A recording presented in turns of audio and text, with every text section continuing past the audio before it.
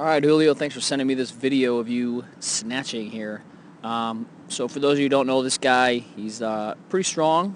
He's 165 pounds, and he's deadlifting over 500 easily. Back squat about 400, almost 300-pound clean and jerk, and the snatches are in the low twos.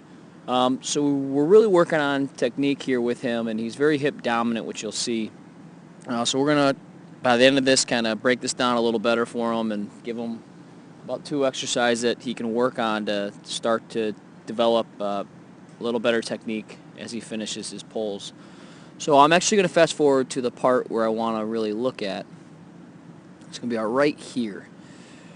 Right, so when we look, he comes up past the knees, he's staying over top. Once we finish this, he's doing a great job of getting his back angle vertical, but he's got to get his knees extended, because right there is pretty much where he's in his hip pocket, and he's not standing up, right?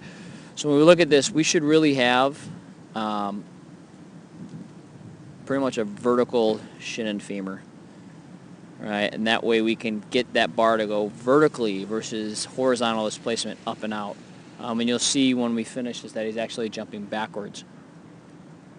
So we'll back this up here, and we're going to look at it full speed first. And I want you to just notice there's a little bit of a rocking in the feet. Just a little bit, nothing huge, but it's enough that when he's coming up, he's really shifting the weight in the heels, which is great. But about right there, you can see he loses. He's kind of hydroplaning with his toes off the floor. And we do want to make sure we're still clawing the floor, so we shouldn't be able to slide a piece of paper in there, which you can kind of see we are.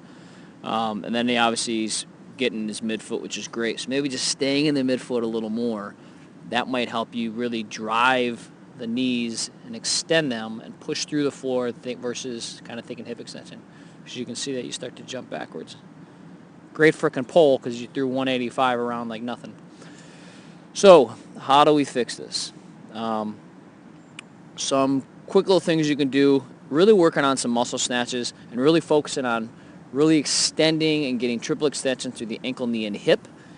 So really coming up, making the knees extend and not allowing yourself to drop into that nice, beautiful overhead squat you got, right? We got to almost not let you default to that because that is your strength. We got to really train your weakness.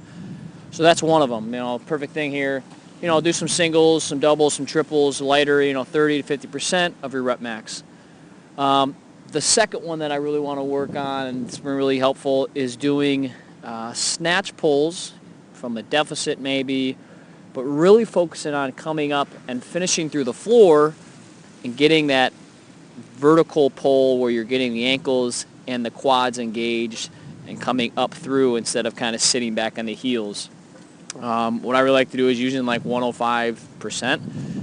That's enough that you can almost kind of get like up on your toes and really finish that shrug out. So those are my 2 kind of quick tips for you that you can go with that. One cue that we can think about is planning through the midfoot and driving the floor away from you and letting that bar just kind of finish its way vertically up the body. So that's my quick tips in under 4 minutes. This is Mike from J2 Fit Human Performance at the J2 Fit. And then check all of us out at Fitness Lake 5 on Instagram. All right, take care. Thanks.